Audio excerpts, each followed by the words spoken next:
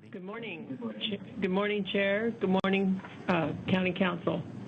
My husband and I have lived in Leilani Estates for 8 years, a mile and a half from the PGA geothermal plant. We have both experienced health problems that can only be explained by environmental causes. My husband has had several bouts of pneumonia. He has never smoked, and he used to be a marathon runner, and now he can barely run around the block. He has had epileptic-like seizures where he tightens up and rolls his eyes back. He can't remember having them, and sometimes he has memory loss afterwards. One such seizure put him in the hospital in IC unit for 3 days, which cost thousands of dollars, and during which time the doctors could find nothing wrong with him, and they had no explanation for those seizures.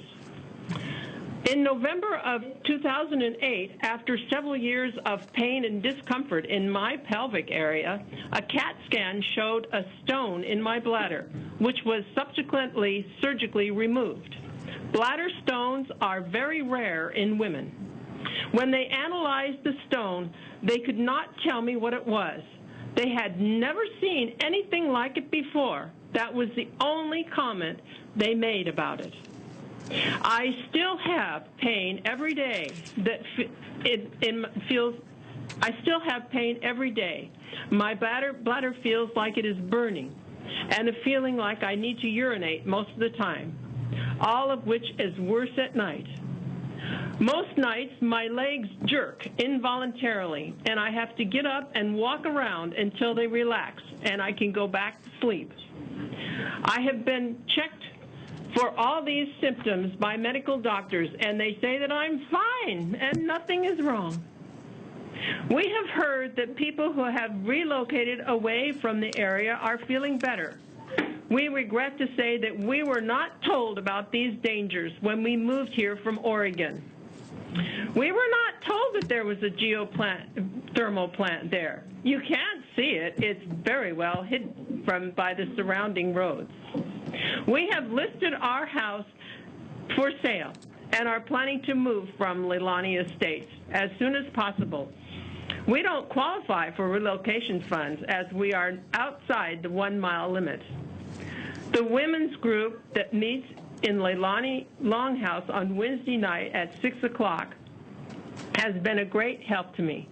Because of it, I realize I'm not alone and that there are other women with otherwise unexplainable health problems who are not being helped or don't even understand what's wrong. Geothermal is what's wrong. Geothermal is what should move, not taxpayers and homeowners, in order to preserve their health. Leilani Estates is a residential zone, and a heavy industrial plant such as PGV should not be located next door. Thank you. Thank you very much for your testimony, ma'am. Appreciate it. Let's move here to Hilo. If I could ask Richard Bidleman to come forward along with Mike Kaleikini.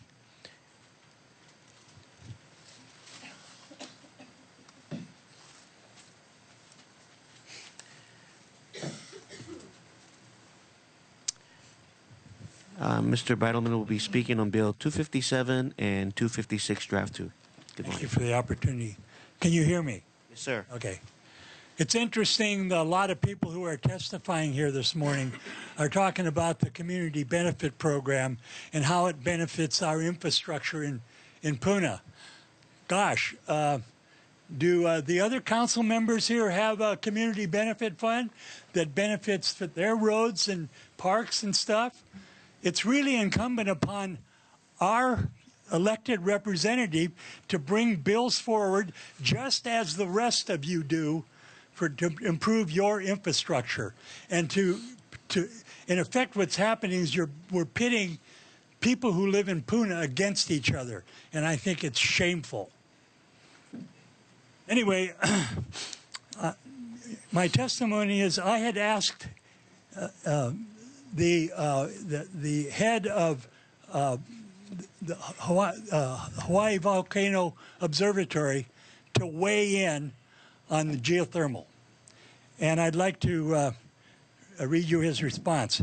And this, by the way, is the head director, James Kahai, at the Geothermal Observatory on the mountain.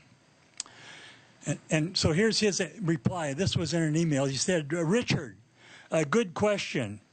HBO has not been formally asked to testify or submit information on geothermal development in Hawaii in the last several years. You have identified a relevant point that we have made before, but that it seems to be overlooked in the current flood of interest in geothermal.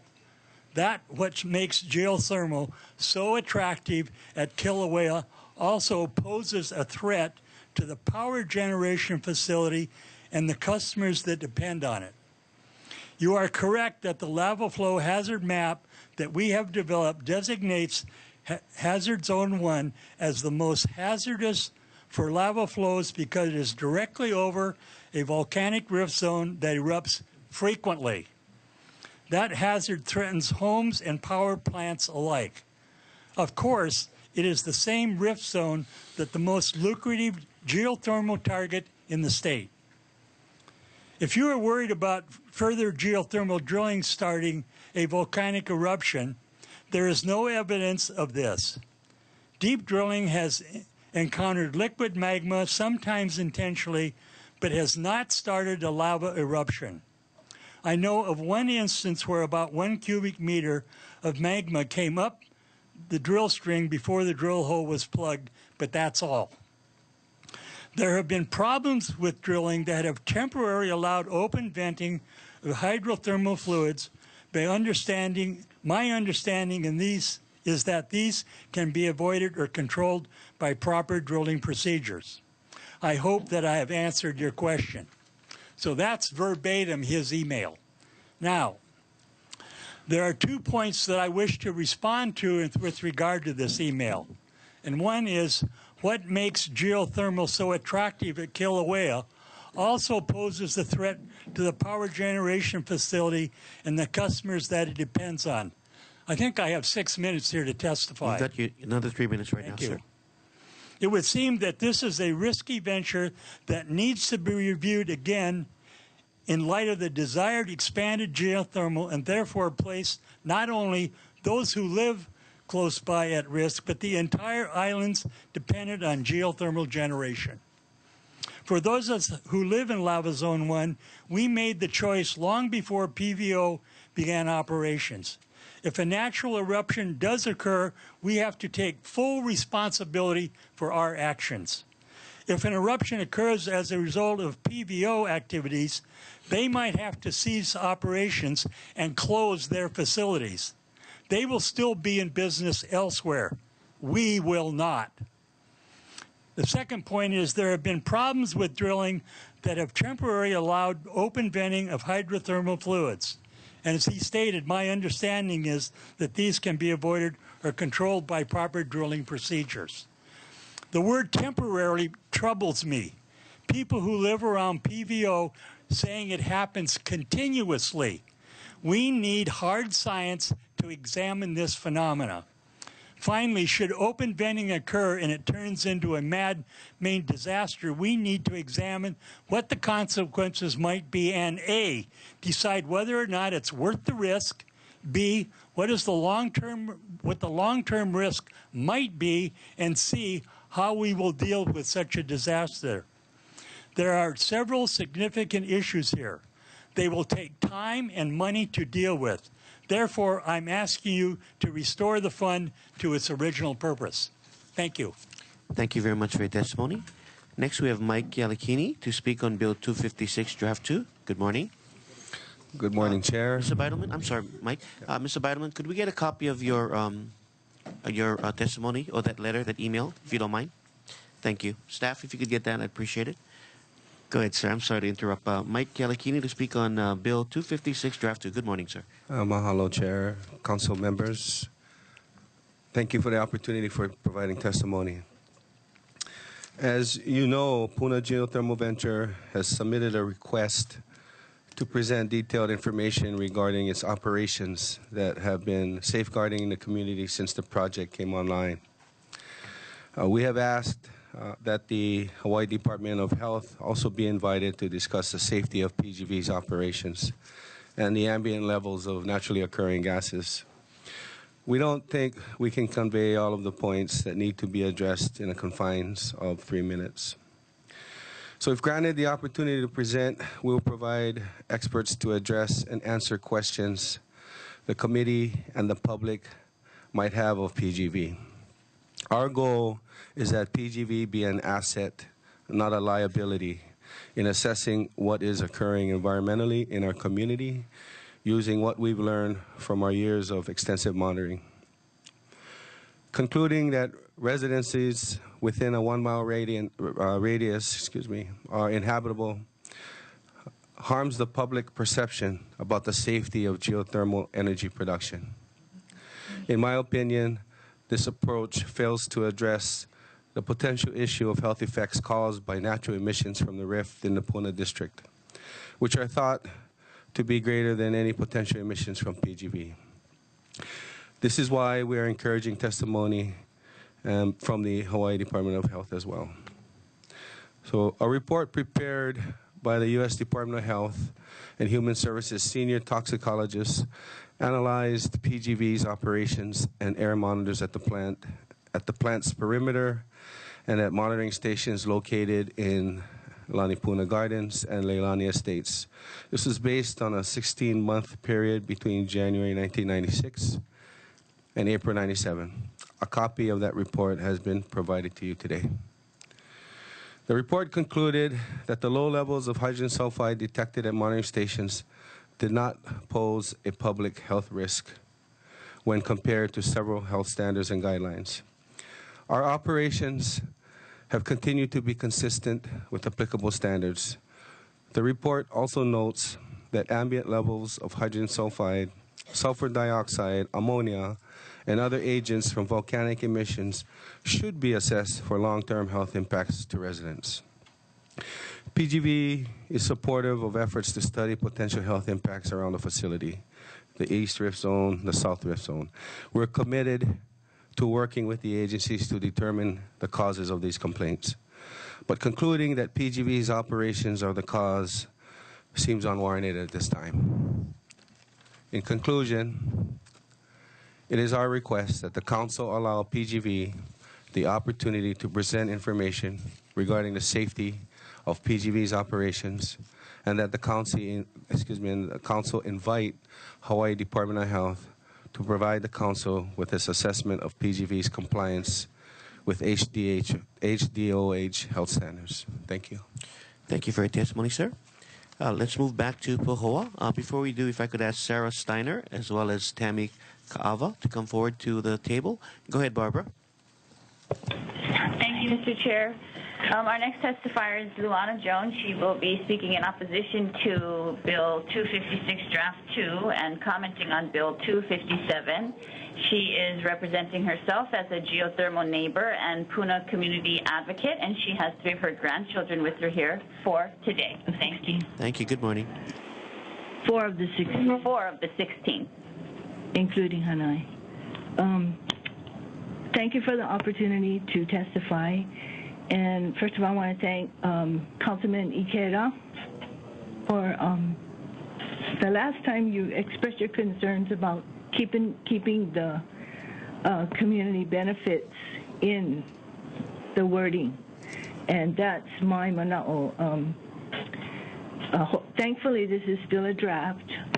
My mana'o is to keep community benefits in the wording, because it's been over 20 years and we really haven't seen real community benefits. Most of what we've seen is basically infrastructure, and that's what we pay taxes for. And out here, we don't even get a return on our tax dollar. So I understand there's 2 funds. One is the relocation and community benefits. The other one is the asset fund. And I believe the asset fund was the one that we initially negotiated through mediation with the developer. That came out of Condition 51 under other conditions, and it was an agreement between the developer and the residents. So 20 years later, as far as 257, I'm so glad because it's 20 years overdue evacuation procedures. I would also like to put the mana'o out there that if you take away community benefits from the relocation fund, then put it on the asset fund so that the community can really get benefits. And one of the ways that I can see it working in this community, as well as the whole island, is reviving the Healing Our Island grants and, dispersing monies to grassroots efforts in the community to help heal the community. And there'll be plenty enough money to put out $200,000 a year, like what Billy used to bring home occasionally when he was working for the Healing Our Island grant monies too. It can be an island-wide deposit into an island-wide Healing Our Island grant fund, but we really need something like that out here in Puna. And let's see. As far as public safety, putting the money into public safety, you already heard some about it, but I'm thinking, will the community really benefit? A health survey, who will confirm the identified health effects, and who will determine what levels are acceptable? Right now it's 7 parts per billion on a 24-hour average, I understand. And, that allows the developer to have a spike of 110 parts per billion in gases and still be within their legal rights to operate. Please summarize. Okay, sorry, Mike. As far as the Department of Health, it was the Department of Health administrator in the 1990s that called us psychogenic. So I don't think that's a good idea. But I would like to see balance. What's being taken out needs to be put back, and I want to stand for good land stewardship, and it is very polluting. So you take your kuleana, and thank you for the opportunity to express mine. Mahalo. Thank you very much for He's commenting on Bill 256 Draft 2, and he is with the Leilani Community Association. Thank you. Good morning. Good morning, Council, and thank you very much for giving me the opportunity to speak to you today. I want to address a few issues on the Bill 256, evacuation zones. First of all, I live within that 3,500-foot evacuation zone that is there now. As a matter of fact, I live 2,200 feet away from that plant. I also monitored that plant for some 7 or 8 years with a hydrogen sulfide monitor almost every day. We did have up until about 6 years ago readings up to as high as 60 parts per million on a number of occasions, but that was mostly at night, and it was not very often, but we did have those kind of readings. Most of the time, the average readings were between 7 and 10, and I do have records to verify what I'm saying. As far as the buffer zones are concerned, I think that the 3,500 feet is definitely a buffer that should be maintained. I think that everybody who lives within that 3,500 feet should have an opportunity to be relocated. And since they're considering expanding PGV, by far it is utmost importance right now that they reconsider that. Because every time they put a drill bit in the ground, they're putting us at risk, and that's a fact. I got to admit that PGV has been in contact with me on a regular basis. They have always informed me about what was going on when they were drilling, and I applaud them for their efforts in that area. However, I still feel there's a risk to myself and my wife with this drilling going on. I also feel that the 1 mile zone that they decided to use as a buffer is fine if you look at it on paper, but there's an issue as far as Leilani Community Association is concerned. And that problem is, if you look at the map and took 1 mile of Leilani out of the picture, we would lose about half our revenue for the community association. And we could not afford to lose that much revenue. There would be no way we could even run the association. Remember, we own all our roads. We maintain all our roads. We maintain our parks. It all costs money. And to take that much away from the community association is just unbelievable. I cannot imagine that you would even consider that. However, I think the right answer to that may be is that when they sell property within the 1 mile area, that there's a disclosure to the realtors that says that their property is located within a mile of the plant. I also like to point out, based on that, that when I bought my property, there was no such disclosure. The only thing they said is that you live near a power plant, that a building was struck there. Sir, you need to summarize. Thank you. Okay, I will summarize. That they sold me a house inside the 3,500-foot zone, and there was no disclosure, and that should be mandated by anybody that lives within 2 miles of the plant, and that's the first and most important thing to discuss. Thank you very much. Thank you, sir, for your testimony. Bill 256. This is a very hot bill. I sent an email testimony to you folks. I hope you read it. Thanks. There is no buffer zone. The industry practice in volcanic areas is 10-mile radius. We are in a volcanic area. You cannot compare the geothermal expertise and success in Reno, Nevada with the situation and the environment here in Hawaii. We have the world's most active volcano in its duration of volcanic activity since actually 1982 when the ground cracked open, and the eruption began in 1983, the actual lava pouring forth. I thank Chairman Yagong for presenting this bill. I urge you all to vote yes to this bill in its present form.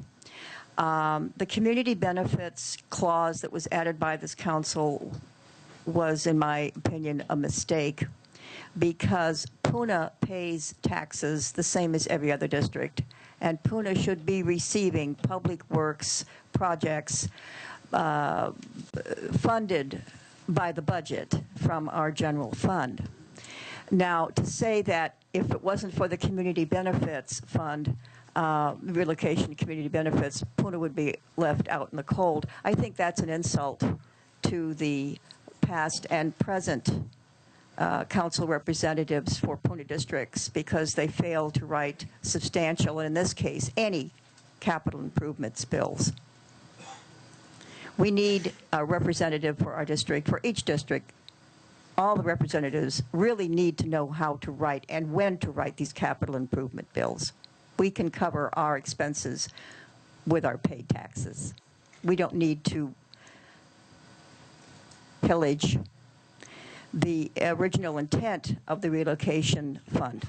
So I want this fund, and I support this fund's name change and purpose from relocation community benefits to relocation and public safety. Now, anyone that says to you that PGV is safe and clean definitely hasn't lived near it. Oh, they wouldn't say that. I've been impacted by it. I don't like it. The noise, if you live within a 1 mile radius of PGV, the noise will drive you completely bonkers, insane. The house that the county just bought from Aurora Martinovich and relocated her after a 4-year hiatus, they piddled around for 4 years before they agreed to do that, the county, I mean. I visited that house. I've testified to this twice before. It's the third time I'm saying it on record. That house shakes and trembles and vibrates due to the drilling that's going on at the present time. And that's, I have to summarize? Yes, please. All right. In summary, the Dr. Legator study, we need a health study, we need handheld air monitors for our residences when we feel we are being impacted by H2S. Even though they're using, I think, caustic soda to mask the odor, there are times when, in the top of Leilani, we feel kind of dragged out. And you can say, well, it's a volcano doing it, except that we don't have VOG on those days. We very rarely have VOG in Leilani. The Dr. Legator study from the University of Texas clearly states more research and study of our area is needed in addition to what Dr. Legator did, this is many years ago, in order to have a closer look at the effects of, and this is very important, long-term, low-level exposure to hydrogen sulfide. And what about the rest of the stuff that's coming out of that? There's never been a study for that. And the air monitors that PGV has that they're so happy about, they're all too high to register properly. The EPA told them no higher than 6 feet. These air monitors, one of them we measured is 11.5 feet high. Thank you. Okay, now Bill 257. Go right ahead. Okay. Now I may be misreading this bill, but I'm in support of this bill. But I think I need some clarification from the chair. I'd like this bill to read emergency response and evacuation plans for geothermal facilities, and with the addition of, and all residents within a 10-mile radius of all geothermal facilities in the county of Hawaii. Because at the present time, there is an emergency response and evacuation plan for the facility itself. And this is what this bill says. It says for geothermal facilities. Now, that's a good idea, and I thank you for this, Chairman Yagong. However, we don't have, in the area of PGV, we the residents, the community, we don't have an evacuation plan. This is absurd. What's going to happen if, and I'm saying God forbid, if any more geothermal plants and facilities are created and the communities don't have an evacuation plan? The volcanologist, any volcanologist worth his or her salt will tell you when you ask them, how definite and how precise and how accurate is your science of volcanology? They'll all tell you it's an iffy science. You can predict some things, but you can't predict it all.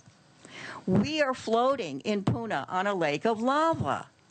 We need an evacuation plan. Please include community evacuation plan in this bill, or if it's too cumbersome to do that, or for some legal reason you can't include two mechanisms in the same bill, then please create another bill in addition to 257 that includes community evacuation.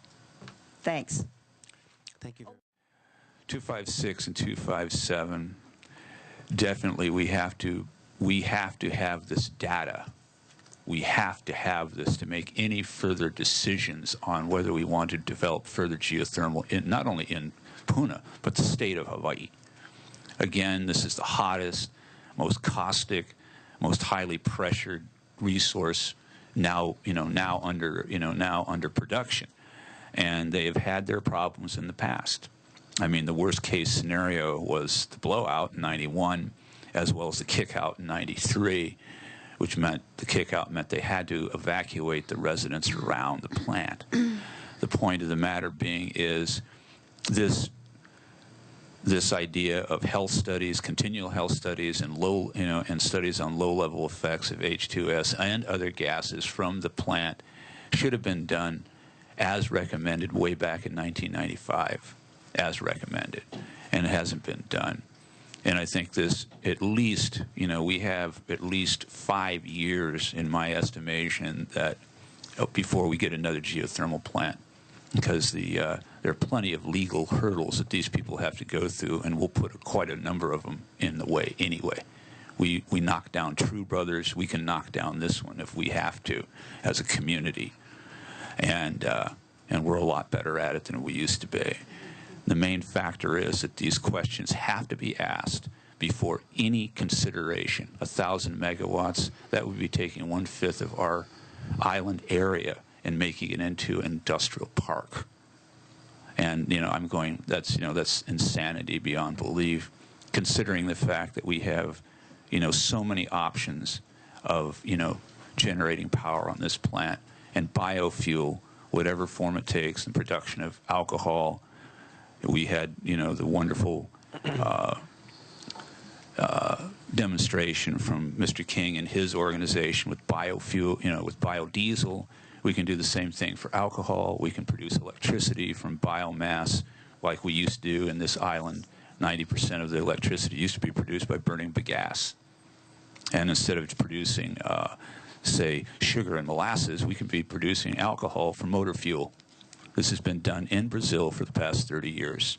And that technology is virtually off the shelf. Nothing new about this. And it's really green.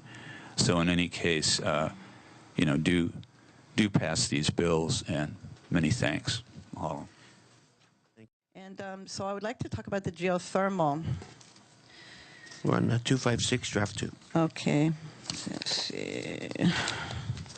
Okay, so far as the geothermal, I've been dealing with the geothermal. I lived in Hawaiian beaches, and I had problems with it. Every time the emissions, we would all be sick. My babies would be sick. And it was a direct related to the blowout and different events that was going on. I did speak with Mike as he was leaving.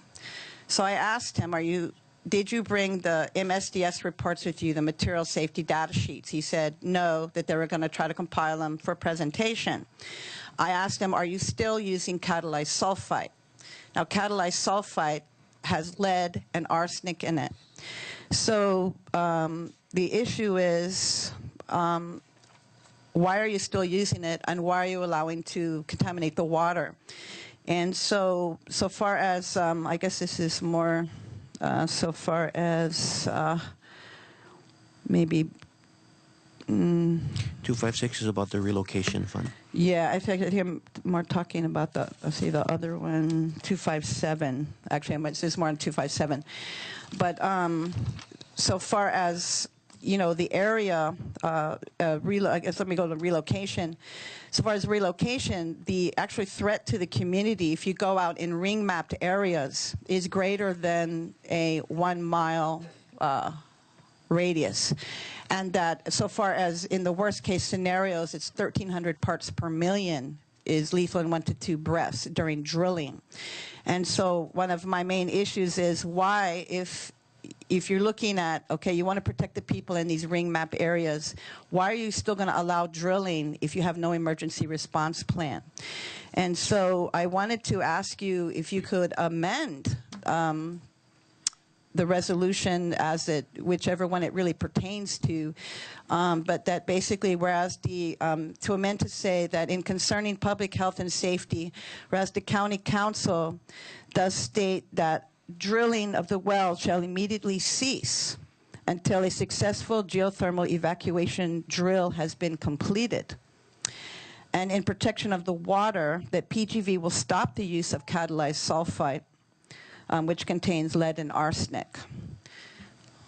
And so, let's see, so I have one more geothermal thing. Okay. 257. Okay. And so I absolutely agree with Brittany Smart, where she's expressed her concern about taking away geothermal funds to provide infrastructure and the serious traffic problems that could have an adverse effect on evacuation.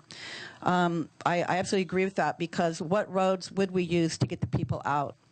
And that we were told, oh, take them to the Pohoa High School gym. Well, what if there's no electricity? There's no filtered air.